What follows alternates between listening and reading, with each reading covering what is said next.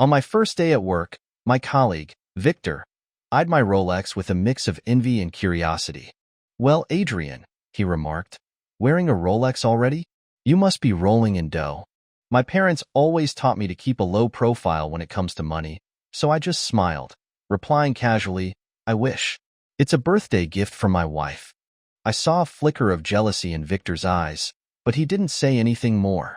Little did I know that on our wedding anniversary, I would come home to find him entangled with my wife in our bed. Caught red-handed, Victor's face twisted with rage instead of guilt. He sliced my tongue with a knife and threatened me with a vicious snarl. "You freeloading parasite. You better hand over all the money that Vivian gave you and get lost. Otherwise, you'll suffer worse." Her money? That was my money. Just as I was about to black out from the pain and the shock, the police finally arrived. Victor straightened his shoulders and declared, "Who are you? You dare to barge into Miss Vivian's house. Do you know who you are messing with?" The two officers grabbed him firmly, their expressions stern. "Miss Vivian? This is Mr. Adrian's house," one of them said. "You're suspected of trespassing and assault. We are arresting you immediately." Today was my third wedding anniversary with Vivian. I cut my business trip short, wanting to surprise her. But it turned out that I was the one who was surprised, in the most terrible way imaginable. The moment I stepped inside our villa, I found it in complete disarray. Men's shirts and women's stockings were scattered across the living room floor. Obscene sounds were coming from the master bedroom upstairs. I followed the trail of discarded clothing and climbed the stairs. Pushing open the master bedroom door, I was met with a scene that turned my blood to ice. My wife, Vivian, was naked in bed with my colleague Victor, lost in their depraved embrace, completely oblivious to my presence. "Baby, you're amazing." Vivian's voice was sultry, a complete contrast to her usual gentle demeanor around me. "And how am I compared to Adrian?" Victor panted, his voice brimming with smugness. "You're infinitely better," Vivian responded without a second thought. "He's always so busy with his pathetic job. Unlike you, you are so thoughtful." Victor smiled in triumph. "I only care about you, my love. He only married you for your money." That's when it all clicked. So that's why Victor had been cozying up to Vivian all of a sudden. He had taken my casual remark about my wife buying me a Rolex at face value. I struggled to control my fury, watching this wretched pair play out their charade. Vivian seemed taken aback by Victor's words and forced a laugh. Well, our parents were close friends. They arranged a betrothal when we were kids. His family is bankrupt now. I didn't call off the wedding out of pity. I don't love him at all." She continued, "I only love you, Victor. Once I get my hands on my share of the money, we can get married." I had never realized that the woman beside me was so full of lies. She was the daughter of our family's housekeeper. She had been a part of my life since childhood. As I grew up, my parents wished to find me a wife who was trustworthy, gentle, and kind, and they did not care for her family background. Vivian had grown up with me. She was gentle, meticulous, and followed me around all the time. She gradually took over her father's role as housekeeper. After much consideration, my parents thought she was the perfect match for me. Who knew she had been putting on an act? She was cheating on me, on our wedding anniversary. Was I just going to let her get away with this and use my money to run off with Victor? I sent a message to a friend, asking him to call the police. Then, I strode into the bedroom, a cold smile playing on my lips, and faced the entwined couple. "So, you two are having fun in my house, in my bed?" Vivian finally noticed my presence and shrieked, grabbing the blanket to cover herself. She stared at me, flustered and guilty, and stammered, Honey, when did you get back?" If I hadn't come back, would I have ever found out about her affair? I scoffed, but Victor beat me to the punch. He stood up naked and embraced Vivian possessively. "Adrian, Vivian and I are deeply in love. You heard what we said. Our feelings are too strong for us to resist. Blame me, not her." Vivian had been panicking since the first moment she saw me. The moment Victor grabbed her, she kicked him away. Victor yelped as his head hit the corner of the bedside table. Vivian didn't even look at him. As she hastily put her clothes on, she fell to her knees in front of me. "Adrian, listen to me. It's all a misunderstanding. A misunderstanding? I gestured to the scattered condoms on the floor. These are all a misunderstanding? Vivian hugged my legs and cried, Victor forced me. I didn't want to. Even Vivian's touch now disgusted me. I kicked her away and stated coldly, Forced you? Vivian, do you think I'm blind? While Vivian and I were arguing, Victor finally recovered. He looked at Vivian, shocked. Vivian, what do you mean? We are in love. He was afraid of her leaving him, so he continued. Our messages, our video calls, the nude photos you sent me, aren't these the proof of our love? Don't cave under Adrian's threat. Without you, he's nothing. You. Vivian was shocked that Victor had spilled all their secrets. She looked at me, seeing my expression. She knew that I would never forgive her. She turned pale. Adrian, it's not what he said. Vivian, you said that you love me? Victor interrupted.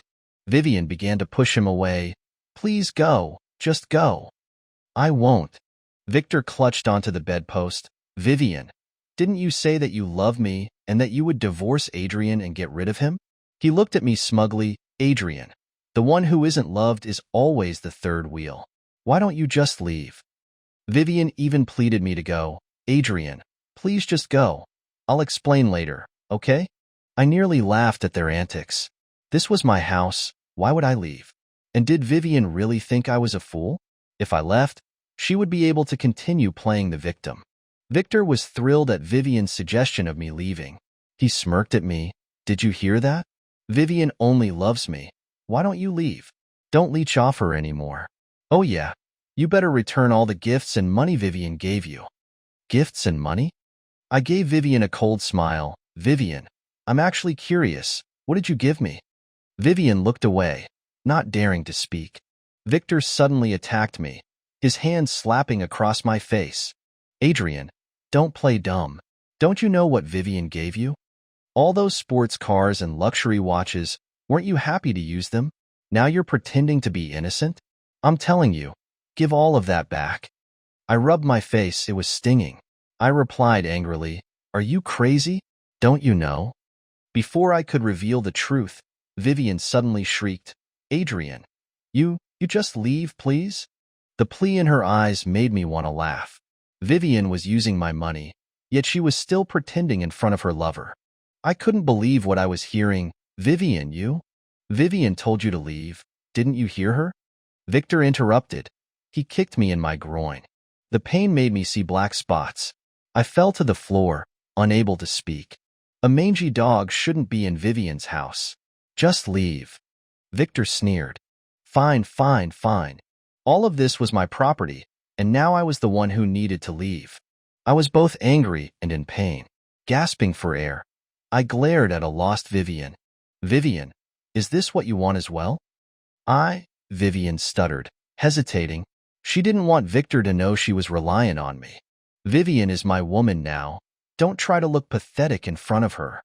Victor landed another blow on my abdomen. A metallic taste rose to my throat.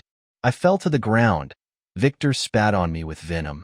Give back all the stuff Vivian gave you, or I will beat you to death.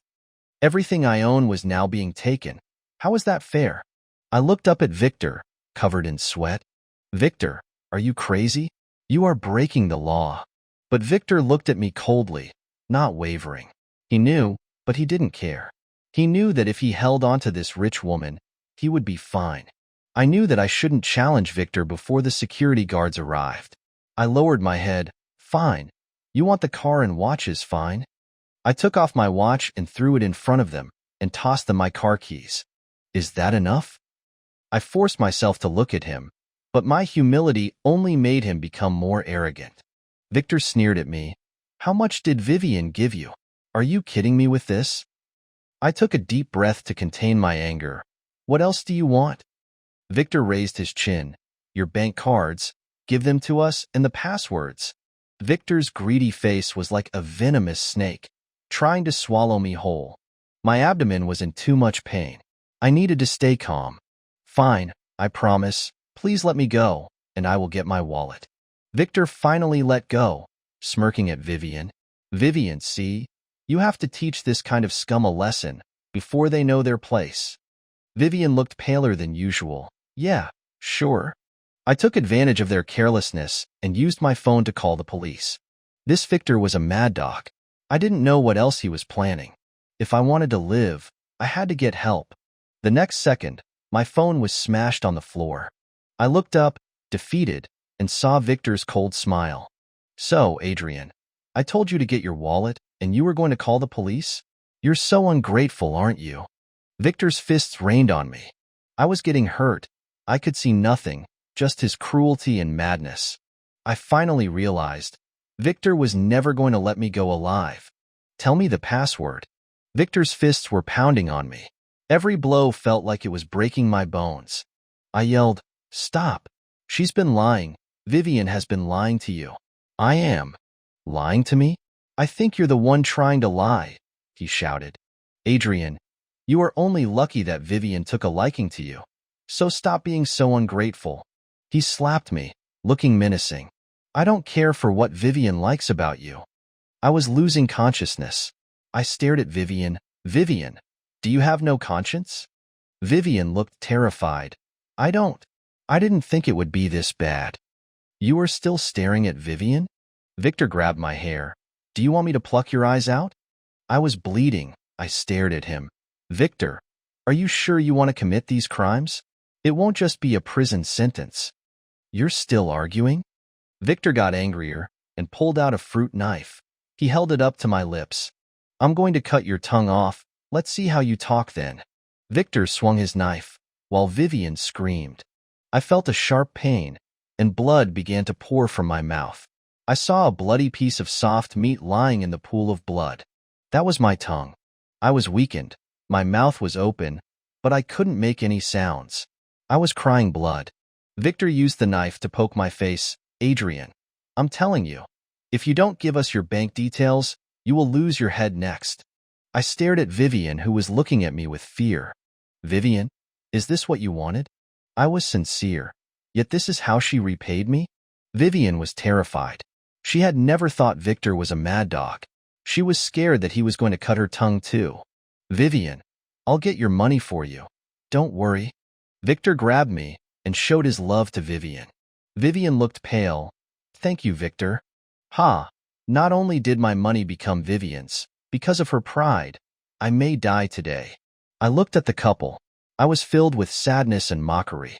I was shaking as I grabbed a pen and wrote on a piece of paper. "Vivian, Victor, you wretched pair, just wait until you're both in jail." Good, Adrian. You have guts." Victor saw the words and his face turned black, like he was ready to eat me alive. He grabbed me and pointed the knife to my stomach. I was frozen in fear. "You want to put us in prison? I'll send you to hell first." "Ah!" Vivian screamed in terror. At the same moment, the police came barging through the door. They were surprised by the chaos. They arrested Victor immediately. "What are you doing to Mr. Adrian?" Victor sneered. "Who do you think you are? This is Miss Vivian's house." Two policemen grabbed him, looking serious. "This is Adrian's house?" Victor was dumbfounded. He looked at Vivian. "Vivian, you are poor? You lied to me." The police restrained Victor and tried to help me up. "Mr. Adrian, are you okay?" They were shocked at my injuries. I didn't have a tongue. They were terrified at how much I had been beaten. "How dare you? You are going to prison." Victor didn't hear the police. He was staring at Vivian. "Vivian, do you have money?" I. Vivian didn't say anything. Fine. Victor was looking more and more terrifying. "I helped you get your money, and you were lying to me?" "Who asked you to help? You are a maniac, a violent man." Vivian covered her ears and cried. I was being held up by two officers. I could hear Victor shouting and Vivian crying. I was getting dizzy, with a stomach ache, and my throat was in pain. "Mr. Adrian, hold on. We'll take you to the hospital soon." The police were trying to comfort me while also keeping an eye on Victor. I nodded weakly. I could see Victor trying to come at me, but another policeman held him back with a baton. I sneered. These two scum were finally scared. Vivian was the most scared. If Victor knew she had been lying, and with no one to protect her, who knows what would happen. Also, I wasn't going to let them off the hook.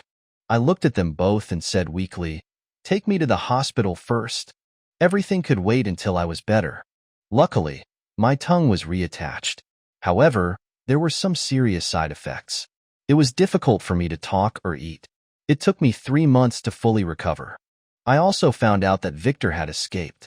As for Vivian, I had her locked in the attic. She couldn't go anywhere. I removed the charges and hid the whole situation. All the humiliation and pain I had experienced. I wanted to pay them back myself, slowly. 3 months later, the attic was reopened. Before I went inside, the putrid smell hit me. Vivian had been in the attic for 3 months. The food was delivered in a small hole. There was no bed or toilet in the attic. The staff told me that Vivian had been crying when she was first locked up, begging for forgiveness. A week later, she started to curse and scream. Later, she couldn't even shout. The last 2 weeks, there were no sounds. The only evidence she was alive was the food that was taken daily. And now I could finally see what she looked like now. She was covered in her own waste. Her skin was pale, and the stench of her waste was clinging to her body. However, she was desperate to live. Even in this state, she was trying to survive, waiting for her judgment day. Vivian. I covered my nose and called her name. She slowly sat up. She looked at me. "Adrian, Adrian, have you forgiven me?" Forgiven? Impossible. If I forgive her, I would be betraying the pain I had suffered. What do you think? I sneered. "I will never forgive you. You could ask him if he will forgive you for lying to him." I moved aside. At the door stood a handcuffed Victor. Vivian stared at Victor. "Vi, Victor." "Vivian, you lied to me," Victor shouted. "You said you were from a wealthy family and that Adrian was a live-in husband. But what happened? You made me a criminal. You used me to get rid of Adrian. You poisonous woman." Vivian was scared. She scrambled to my feet, not looking at Victor. I coldly watched as she trembled between Victor and myself. She used to be so proud, and now she was like dirt on the floor. "Adrian, I'm begging you. Please forgive me. We are married. Please let me go." Vivian was crying, trying to grab my pants. I pulled my pants back. She was too disgusting to touch. "Married? You are not worthy. When you plotted with your lover, did you remember that we were married?" I looked down at her, not hiding my disgust. "I was wrong. I'm so sorry. Adrian, you can do anything to me. But please, don't hand me to that maniac." She looked at Victor, like he was a demon from hell. Victor heard her, and his anger burned. "Vivian, you don't have a choice. I am going to make you pay for lying to me."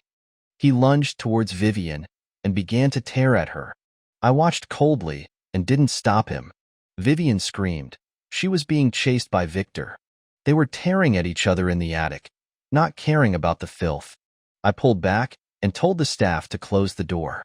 They were evil, so they deserved to stay in the evil place. Let the mad dogs continue to fight each other. I was never a saint, and they would get their punishment. Victor was a mad dog who wouldn't give up easily. Even locked up, he would shout and swear. I was so annoyed. I ordered them to cut his tongue off, like he did to me. He couldn't shout anymore. He had to rely on Vivian in the dark attic. I don't know what they were doing in the attic. I heard that there were screams coming out of it. I wasn't involved. They loved each other. They could be together. I treated my enemies really well. They should be thankful. But I knew Victor was a mad dog, but I didn't think he was that evil. "Mr. Adrian," the staff who had been guarding them, looked terrified. Today when we were delivering the food, we saw a lot of blood coming through the door. Should we open the door? Blood? I frowned. How have they been recently? Victor has been shouting, but Mrs. Adrian, Vivian, has been silent for 3 days. I thought of something terrible. "Let's go. Open the door." The door opened. I was shocked at the scene. Vivian was lying dead by the door. Her body was covered in bruises. She was badly beaten. Her mouth was open, and dried blood was covering it. Her tongue had been ripped out. It was gone. She was cut with broken ceramics. She was pushed against the door, so the blood could soak through it. Vivian was dead, and Victor was happy. After 2 months, when he saw the door opening, his eyes lit up. Ah! Victor tried to come for me, but he was just making noises. He was trying to show me his art piece. I moved back. Tie him up. 2 staff members immediately came and took him down. I finally had time to look at him. He had no tongue. He had lost weight. His clothes were loose. I looked down at him. Victor, do you think I would let you go because you got my attention? Victor looked at the dead body, like he was proud of it. I looked at the body. So you killed Vivian to avenge me? His eyes lit up, and he started to nod. I sneered.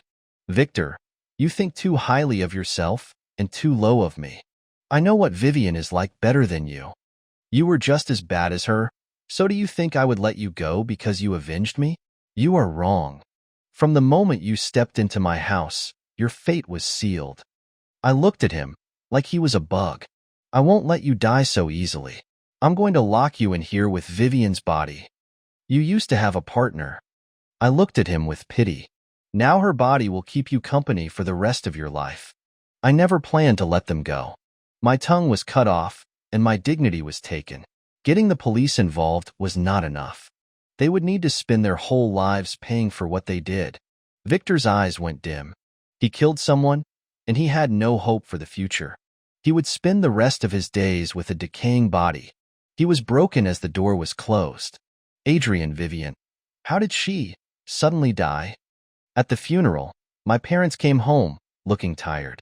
I looked down, hiding my feelings. I said, we thought it was a small illness. My dad patted my shoulder. It happens. Don't be too sad. My mom looked at me and grabbed my hand. Adrian, why do you sound strange? Did something happen? I smiled. I just have an ulcer. It's hard to talk. They would never know what had happened. It didn't matter. I had already got my revenge. I looked at the coffin and smiled. In the attic, Victor was screaming in despair as he saw the body rotting. They were in love, weren't they? They would always be together. Forever, without separation.